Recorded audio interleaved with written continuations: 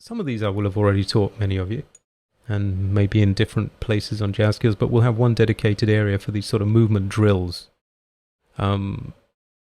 This is what I call a Basie move. I call it a Basie move because I associate the sound with Count Basie.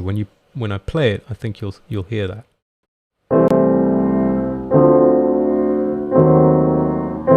Okay, so you must have, oops, you must have heard that kind of sound before.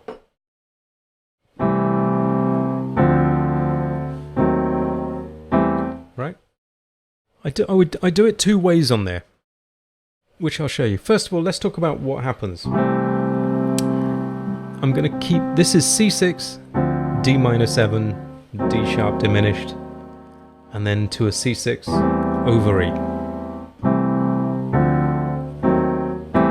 So in movement, if I take this D sharp or E flat diminished, any two consecutive notes moved up or down give major 6 chords. So if I take these two bottom notes on the D sharp diminished and move them up, I get a C6, first inversion. If I take the same ones down, I get an F6, another inversion, I don't know, third inversion? 1, 2, yeah, third inversion. I don't even think about the numbers. Of course, this is also D minor 7, right? But all these things are moves in music.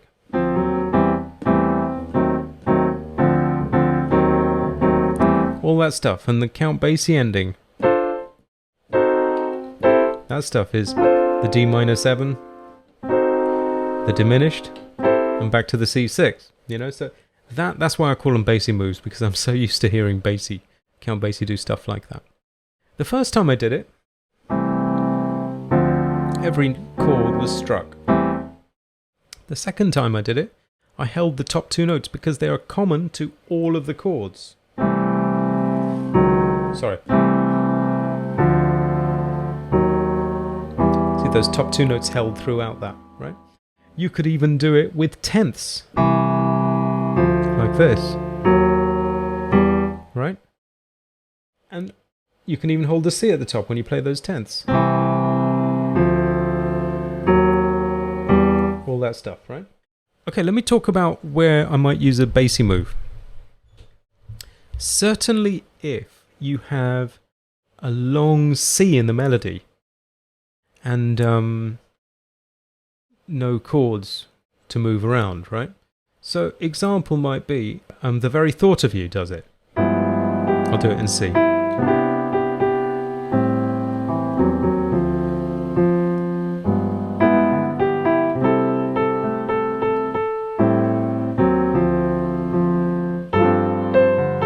Here it is, C6.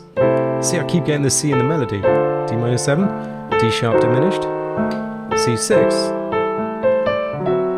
So in this case, it was actually written into the lead sheet that I had. Sometimes it won't be, and then you can use it more creatively. For example, you could even do it when you have the B in the melody, certainly with the tenths, because that's not going to get in the way, right?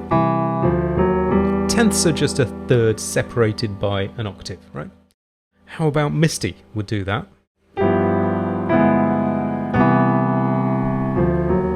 There you go, right?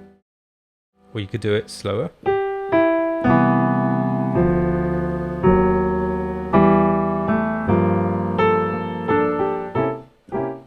On the F major. Okay, so if you study it in those ways, and mess with it, you'll hear it. That's the answer really to when and where and how. When you know it well enough that you hear it and it suggests itself to you, that's when and how you use it. Okay, that's a Basie move. There are, Jazz Skills members, there are dominant versions of the Basie move as well. This was just the major version, okay? Move number 5.